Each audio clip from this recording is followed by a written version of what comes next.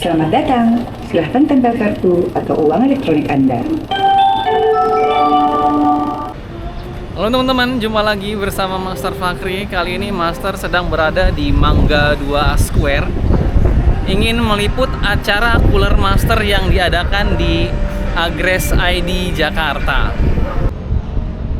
Yang ini bukan ya? Kayaknya bukan deh. Nggak ada rame-rame coy di bawah.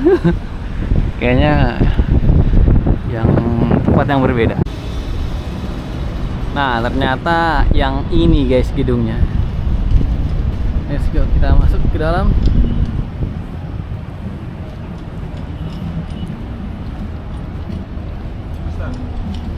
Weh, oh di mana?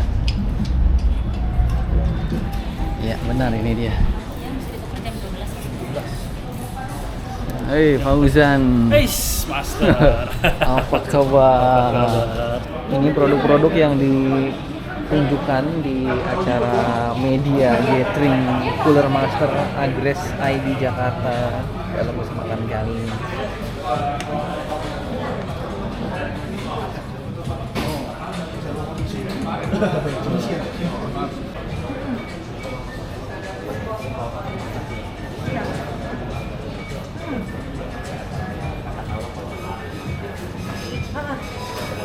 Keren banget guys, di sini butuh ikan hiu.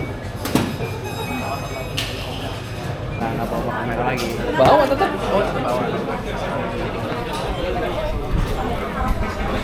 Selamat siang semuanya.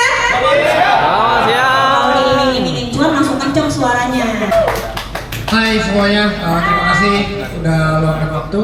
Ini kalau kita lihat panas dari cooler itu hanya didistribusikan di bagian heat pipe mereka di sebelah kiri dan kanan. Sedangkan di tengah ini ada terjadi kekosongan yang nggak tahu apa fungsinya. Kita sebut ini adalah thermal blind spot, yang dimana di normal heat pipe cooler di tengah ini kita menghitung hingga 30% thermal blind spot. Nah, Cooler Master menyadari hal ini dan kita keluarkan teknologi terbaru kita yang sudah kita patenkan bernama 3D Heat Pipe.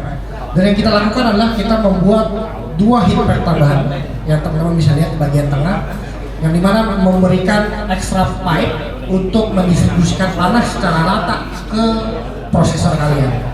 Kita nge-showcase barang-barang komponennya Cooler Master, dari chassis, dari coolernya, air cooler ataupun liquid cooler, dan juga sampai power supply-nya. Nah, itu simpelnya seperti itulah. Jadi Cooler Master product showcase, dan ini berjalan sampai September. Jadi memang rangkaiannya cukup lama, sekitar 3 bulan gitu. Oke, next slide. Nah, ini kalau dari sisi kita, dari sisi Agres Komputer, itu yang terpenting adalah prebuild PC kami. Prebuild PC kami itu biasanya diisi oleh biasanya kalau kita sebut adalah CPT, chassis, power supply, sama thermal cooling yang dipakai di satu prebuild PC. Nah, contohnya apa? Mari kita langsung ke beberapa prebuild PC kita. Nah, inilah ya. Jadi CPT itu semuanya diintegrasi ke beberapa prebuild PC kita yang memang fokusnya itu ke biasanya sih memang sekarang gaming ya, tapi memang sekarang kita lagi fokusnya ke profesional juga. Sesuai lah ya, merah-merah artinya apa? Artinya kita memakai prosesor AMD Ryzen.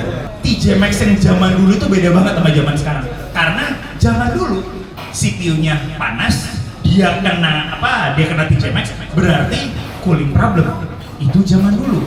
Zaman sekarang, Mas, boleh di next. Oke. Zaman sekarang TJ Max itu expected operating condition.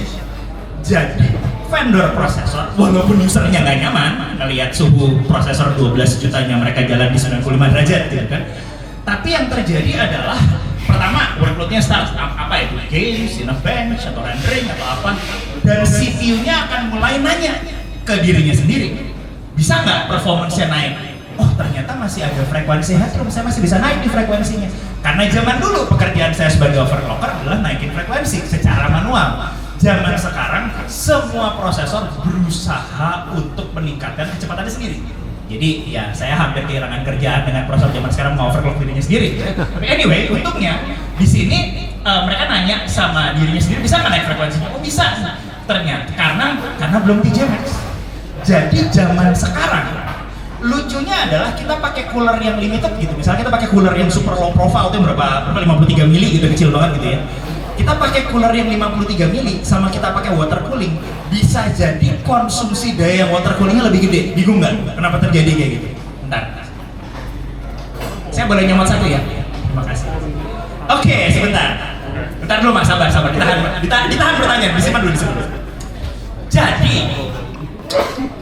ada dua sistem nih, saya mau cerita. Ada dua sistem. Dua sistem ini, satu cooler kecil banget, cuman heatsink kecil, single tower 300.000, 400.000. Terus saya pasang heatsink cooler Master V8 di sana. Dua sistem ini suhunya sama-sama 75. Yang beda apa? Ada yang mau jawab? Selamat mas. Overlocker ya mas ya? Siap, thank you. Udah ya tadi. Hadiah sudah dikasih ya, thank you. Tepuk tangan dulu. Yang beda clock. Jadi zaman sekarang kita beda cooler, itu bisa beda clock. Itu yang makanya bagi teman-teman yang mungkin berencana jadi reviewer cooler gitu ya, ngetes cooler dan lain-lain, ini agak repot karena pembedanya tuh nggak kayak zaman dulu. Zaman dulu kita ngetes cooler berarti kita ngetes temperature, betul? Kita baca thermal sensor dan ya kita percaya sama thermal sensornya gitu. Teman saya by the way, ini sedikit pengetahuan tambahan, teman saya tuh panik lihat angka 95 apalagi 100 kalau di Intel gitu ya. Karena manusia tuh kan 100 derajat, apa sih kita bayangin air mendidih ya nggak sih? Kita ngebayangin air mendidih nggak mungkin dong ada tangan mau kita pegang gitu air gitu, nggak mungkin gitu. Tapi 100 derajat itu bahkan bukan suhu IHS, saya nggak bawa prosesor. Jadi bukan suhu fisik prosesor, bukan suhu IHS-nya, bukan suhu substrat PCB-nya, bukan. Itu suhu salah satu sensor yang ukurannya mili gitu kan, yang kecil sekali di dalam satu die. Die itu panjang ya, mungkin berapa kali berapa mili gitu. Nah, jadi itu cuman suhu satu titik kecil di prosesornya, di mana prosesor bilang area ini terlalu panas, saya detect dia suhunya 100 derajat. Jadi kalau teman-teman lihat angka 100 derajat, jangan teman-teman membayangkan seisi heatsink ini fisiknya 100 derajat, tidak, bukan kayak gitu. Jadi itu yang beda sama zaman dulu. Zaman dulu mereka bilang, pernah ada yang ini nggak? Zaman dulu waktu zaman bapak saya bantuin saya rakit PC, saya lihat angka 65 tuh udah panik. Kenapa coba 65 waktu itu udah panik? Karena 65 itu suhu PCB-nya prosesor, bukan suhu die-nya prosesor. Istilahnya itu suhu sensor yang ditaruh di motherboard. Jadi zaman dulu tuh ada thermal sensor yang ditaruh di motherboard. Nggak tahu teman-teman di sini sempat pakai apa enggak? Zaman saya SMP itu sensor thermalnya di bawah soket. Teman-teman pakai CPU AMD itu soketnya gede. Di dalam soket itu ada kayak sensor kecil, kayak fleksibel sensor kecil gitu, yang ketempel ke prosesor. Dia memperkirakan suhu prosesor. Saat sensor itu tulisannya dia baca 60 derajat, beneran 60 derajat tuh suhu PCB-nya, udah ada something wrong dengan CPU-nya saat itu. Gitu ya. Beda sama yang zaman sekarang. Jadi kalau teman-teman zaman sekarang ketemu TJ Maxx, itu bukan berarti coolernya bermasalah. Dan ini yang repot karena biasanya kita kan ngecek cooler bermasalah apa enggak kapan? Saat kita habis kelar rakit PC gitu ya. Kelar rakit PC kita tes nyala, masuk BIOS gitu. Nah, dulu kalau kita coolernya salah pasang, kita tes CPU-nya dan CPU-nya TJ Maxx, berarti coolernya salah pasang. Zaman sekarang kita mesti lihat dulu, oke dia TJ Maxx frekuensinya berapa, kemudian skor benchmarknya sesuai nggak dengan review-review di luar sana, expected nggak, dan itu membuat testing coolernya agak ribet emang gitu. Tapi ya itu, jadi istilahnya sekarang juga buat informasi tambahannya nanti akan saya demokan di sini. TJ Maxx ini di bawah motherboard bisa diatur. Jadi kalau teman-teman misalnya, aduh saya belum mampu beli cooler yang water cooling gitu misalnya, tapi saya nggak berani nih kasih PC ini ke klien saya karena klien saya ngomel terus kalau lihat angka 95 gitu. Padahal 95 itu expected. Ada motherboard yang zaman sekarang sudah bisa mengubah itu. Jadi TJ Maxx-nya bisa diturunin. Yang jadi problem berikutnya performance-nya masalah kan? Gitu. Oke, Mas Alfa silakan yang mana dari relawan. Oke, yang pertama kita satu switch dulu. Oke, nah satu switch tidak terjadi apa-apa, tapi kita lihat powernya ada perubahan untuk power. Masih kurang lebih sama. Oke, switch kedua. Ini harusnya dibikin jadi apa? Oke. Kabelnya kelihatan, nggak kelihatan kan? Switch kedua sudah merah triplik. Berarti di sini sudah terdeteksi pump yang di antara 9 sampai 11 pump. Oke. Lalu silakan Mas Alfa. Ini shutdown nggak apa-apa nih? Iya. Shutdown loh. Shutdown. Switch ketiga. Shutdown ya. Gini ya. Ya, 1, 2, 3. Langsung mati.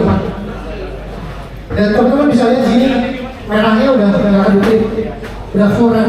Tandanya dia udah langsung memutus jalur koneksi ke grafik card. Itu. Ini di berapa M yang nomor 3 ini gue lupa. Berapa M sih nomor 3? Nomor 3 itu udah di atas 11 am. Oh. Oke. Restart atau masih sama? Karena kita dengan sistem ini kita punya 2 prosedur berbeda, satu menghidupkan motherboard, satu menghidupkan GPU-nya. Gitu. Jadi idealnya skenario usually semuanya akan mati. Kalau misalnya di luar sekitar ini, ketika dia shutdown, dia akan restart atau masih shutdown? Akan shutdown. Dia nggak otomatis nyala. Dia nggak otomatis nyala. Kondisi shutdown jadi kan masih mesinnya sistemnya ada something yang Oh iya iya. Jadi memang harus dinyalain secara manual setelah di-infect.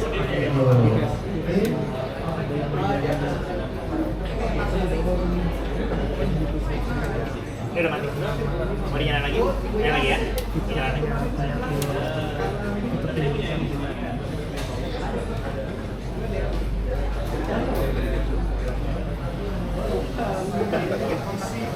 Udah nyala? Oh.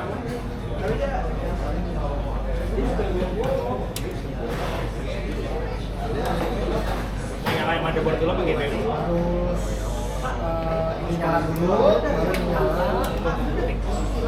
Penting banget. Oke, nah teman-teman yang mau tanya mengenai GPU Shield, ini saya pinjam dulu nih. Nah, jadi GPU Shield yang teman-teman lihat tadi di dalam, ini ada versi di luarnya. Ini bisa dipakai di semua power supply brand apapun, asalkan dia ada 3.1 dan punya kabel yang sesuai.